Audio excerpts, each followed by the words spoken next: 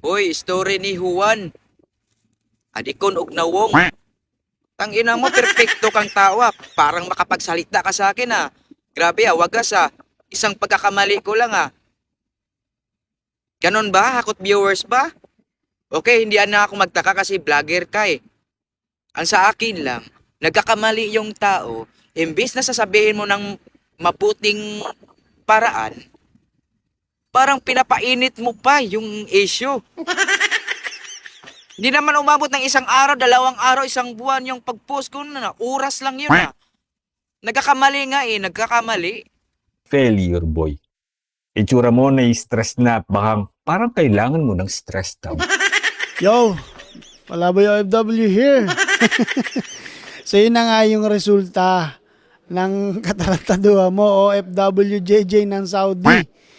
Kasi nga, gumagawa ka ng issue at pinagkakalat mo na ikaw ay deads na, rest and peace ka na. Ngayon, nare-react ka ni Juan na isa ring praning yun na nasa Europe ngayon. Wala ka magagawa. Buti nga pinansin ka, magpasalamat ka dun kasi sikat yun eh. Tapos sa pinansin ka, di sikat ka na.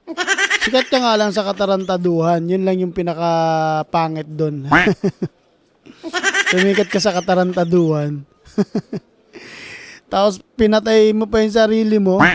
Ay, nako naman. Sa susunod kasi, Brad, gumawa ka ng matinong content.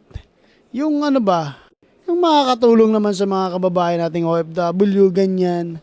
Hindi yung magpapasikat ka, tapos nung sumikat ka na, naging apektado ka. Ay, nako. Iniwan ka rin daw ng asawa mo. Hindi naman malabo eh, kasi mga pinakikita mo naman kasi hindi ka aya-aya eh, hindi normal eh. So, yun lang. Ay, nako. Umiyak ka kay Juan. Ulo ka kasi.